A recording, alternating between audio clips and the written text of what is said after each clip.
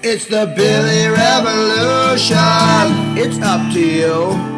Billy Revolution. Here's what you gotta do. The Billy Revolution. A quadrilateral grow under your chin, not in the center though, 'cause it's the Billy Revolution. It's the Billy Revolution. It's the Billy Revolution. Billy Revolution. Welcome to episode 10 of the Billy Revolution. I'm wishing everyone a very happy new year. Those people who are on the calendar that December 31st is the end of the year. Today we're looking at positivity and negativity.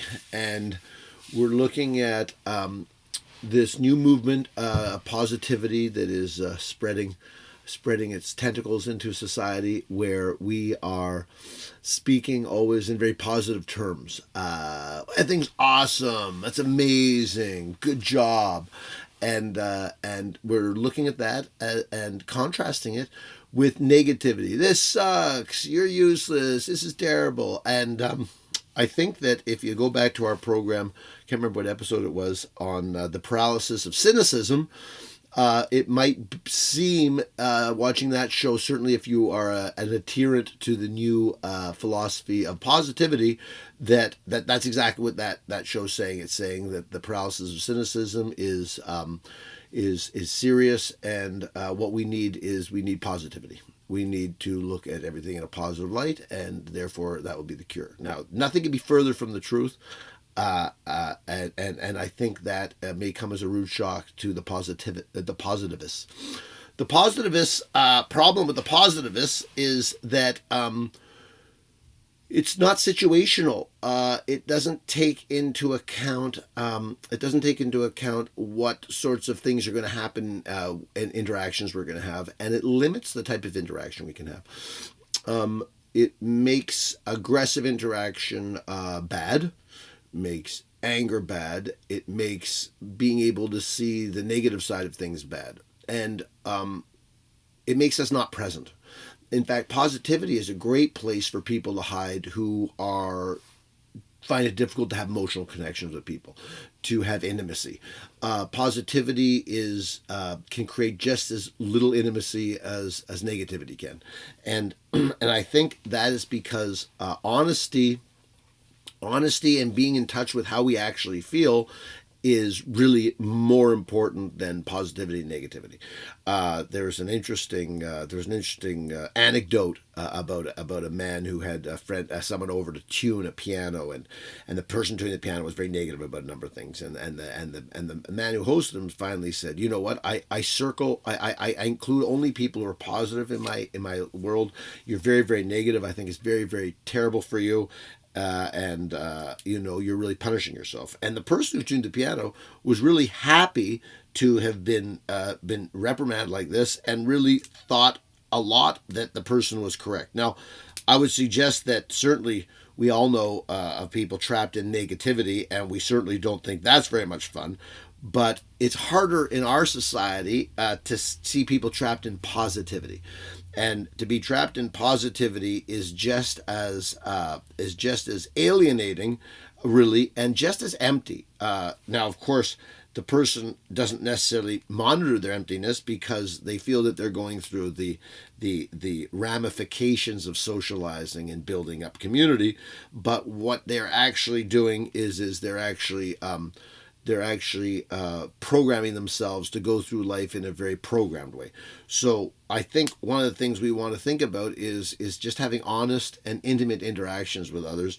And how do we do that? We do that by being ourselves. We do that by deciding who ourselves are and exploring who ourselves are. Even grammatically, we can do that as well. Exploring who we are, and then presenting that, and not worrying about all the other sides of it. I think chronic positivity is probably very dangerous, and I think it's very limiting. And I think, and just as in the scenario with the person who's having their piano tuned, it's a good way to cut off people. Oh, these types of people we won't socialize with. And there's lots of wisdom in negativity.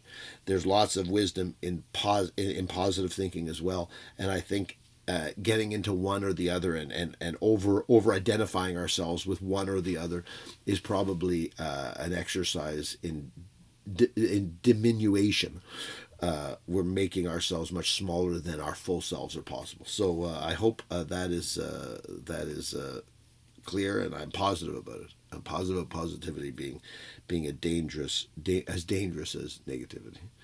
Have a lovely week. You and I are quite alike. You drove your car, baby. I brought my bike.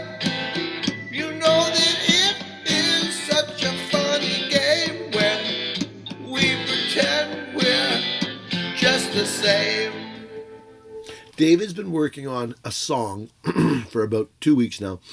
He's got the chord progression, he's got the lyrics, and he just keeps tweaking it, making it more and more what he's trying to express, what he's trying to say.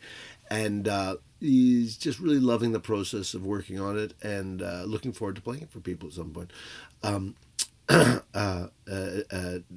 Nathan has written a song, and he's sitting there trying to figure out what other people will like, what's going to be popular, and what's going to appeal to other people.